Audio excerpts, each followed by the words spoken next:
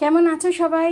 সবরীর কথার একটি নতুন ব্লগে তোমাদের সবাইকে স্বাগত জানাই। সুপ্রভাতটা বলতে পারলাম না কারণ এখন বাজে 3টে। আর রান্না সবে শেষ করলাম। রান্নার মধ্যে ভাত তো করেছি, ভাত আর দেখাচ্ছি না। এটা বিয়াসের আলু সেদ্ধ আর ভাত। দিদি দেখো তো কোন বেড়াল চেঁচাচ্ছে, রান্না বাথরুমে দরজা খুলে দাও। আচ্ছা, এইটা করেছি হচ্ছে মাছের ঝোল। এটা হচ্ছে কই মাছ, এই যে কই মাছ আর রুই মাছ একসাথে পেঁয়াজ রসুন দিয়ে করেছি।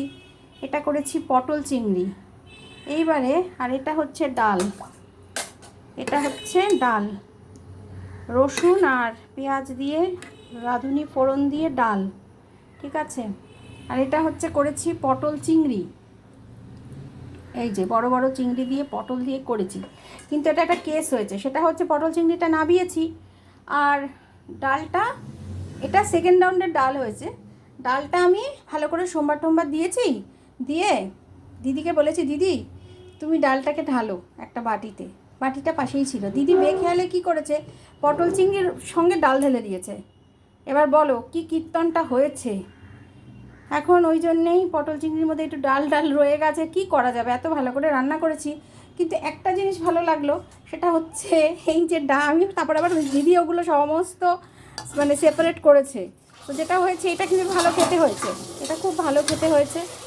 আর এটা হচ্ছে মাছের ঝোল, এই যে কই মাছ, একদম ডিম ভরা কই, আর এই মাছের ঝোল হয়েছে। দিদি আবার সেকেন্ড রাউন্ডের ডাল করে দিয়েছে। আমি কি, তুমি বিগড়েছো, তুমি ঠিক করবে, সেকেন্ড রাউন্ডের ডাল করে দিয়েছে। তো এই হচ্ছে কথা। এখন অনেক বেলা হয়ে গেছে, যদিও এখন আমার কপালে ভাত জুটবে না, কারণ এখন আমি আবার এই যে রান্নাঘর পরিষ্কার করব, তার জন্য এই যে জলের জোগাড় হয়েছে। রান্নাঘর পরিষ্কার করব, রান্নাঘর পরিষ্কার করে তারপরে কখন স্নান খাওয়া করব বলতে পারছি না।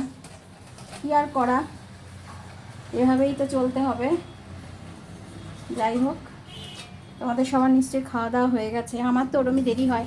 আর আজকে বিয়াসের বাবা আবার কি করেছে, সকালবেলা বাজার করতে গেছিলো, সেখান থেকে কচুরি তরকারি নিয়ে এসছে। চিন্তা করো, শুক্রবার অফিস ডে, কচুরি তরকারি বলে কি খেয়ে নাও কি। আমি ছুটির দিনে খেলে একটা হয়। যাই হোক, তা খেয়ে নিয়েছি। এবার দুটো গাছের আম ছিল, গাছের আম দুটো খেয়েছি, ব্যাস হয়ে গেছে, পেট ভরে গেছে। আর ভালো লাগছে না, কিন্তু খাবো, খেতে তো খুব ভালো লাগে। লাঞ্চ স্কিপ করি না আমি। তো এই এক বালতি কাঁচা ওপরে মেলে দেওয়া হয়েছে, বাচ্চা কাচ্চার খাওয়া হয়ে গেছে, আর এই চলছে আমার দিন। আর সরো, আর দেখি গাছের আম কটা দেখায়। গাছের হচ্ছে এই যে আম, প্রতিদিন গাছের আম পড়ছে। তুমি কি খুঁজছো? এইটা খুঁজে দিয়েছিলাম। এটা ধরো না, রাখো, তুমি রান্নাঘরে ঢোকো, আমি যাচ্ছি। আমি দেখছি কিছু একটা বিগড়েছো তুমি, সরো। এটা হচ্ছে গাছের আম, আরও 3টে আম কাটা হয়েছে, সমানে গাছ থেকে আম পড়ে যাচ্ছে। চলো এখন কাজকর্ম করে নিই, আর পরে যদি পারি তোমাদের সাথে এসে ভিডিওটা শেষ করব।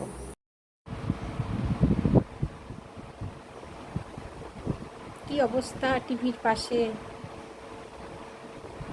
আমার ঘরের এরমই ছোট টিভি, আর টিভিতে খবর টবর আমরা সবাই দেখি। তো এই যে কি অবস্থা, এইভাবে কেউ ঘুমায় বাবা। সত্যি কথা, কবে যে তোরা ভদ্র হবি, আর কবে যে আমার ঘর বাড়ি সুন্দর করে সাজাতে পারবো। এক ঘটু এইভাবে ঘুমায় থাকে সারাক্ষণ বিছানাটার মধ্যে।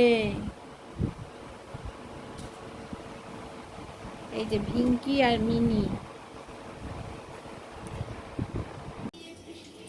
এখন বাজে সন্ধে 7:30, আর বিয়াসের বাবার জন্য আমি টিফিন বানাচ্ছি।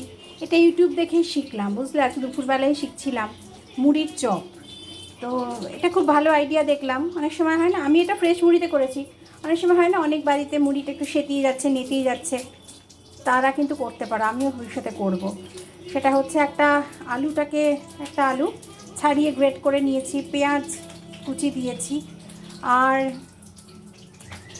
মুড়িটাকে দুবার করে ভালো করে ধুয়ে দিয়ে দিয়েছি চালের গুঁড়ো, বেসন, খাবার সোডা আর একটু জিরের গুঁড়ো, ধনের গুঁড়ো আর দিয়েছি হলুদ, নুন স্বাদ মতো দিয়ে ভালো করে আটো আটো করে চটকাতে হবে। বেশি জল দিলে কিন্তু হবে না, যদি জল লাগে একটু জলে হাত চুবিয়ে চুবিয়ে নিতে পারো। এভাবে চটকে ব্যাপারটা এটা হয়েছে। এবার আমি এটাকে ডিপ ফ্রাই করব। মুড়ির চপ একটা অভিনব ব্যাপার মনে হচ্ছে আমার, আমি জানি না, ফার্স্ট টাইম করছি। তো হওয়ার পরে কীরকম চেহারা হয় অবশ্যই তোমাদের সাথে শেয়ার করব।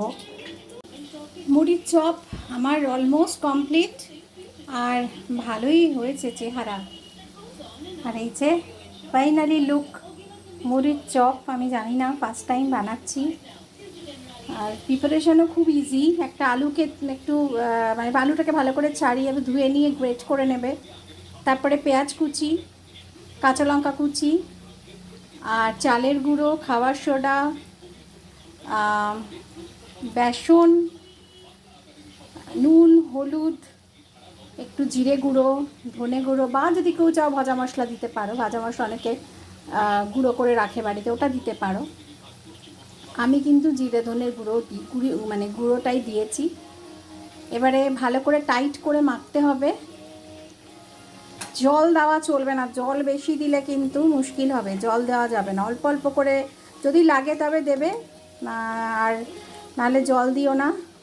আর ওই দেখো আসল উপকরণ বলতে ভুলে গেলাম, মুড়ি জাস্ট ধুয়ে ধুয়ে ভিজিয়ে রাখবে না, মুড়ি ধুয়ে ধুয়ে ওটার মধ্যে দিয়ে দেবে, দিয়ে তারপরে ভালো করে টাইট করে মেখে এরকম হবে চেহারা মুড়ির চপ। ব্যাস এটা হয়ে গেল মুড়ির চপ রেডি। আর এটা হচ্ছে ওই কাঁচা মাল যাকে বলে ওইটা। ঠিক আছে, এভাবে তোমরা বাড়িতে বানিয়ে খেতে পারো। আমি আজকে ফার্স্ট টাইম ট্রাই করলাম। কোন কিচেন থেকে ভুলে গেছি, আমি তো প্রচুর ইউটিউব দেখতে থাকি, তো ওখান থেকেই ট্রাই করলাম।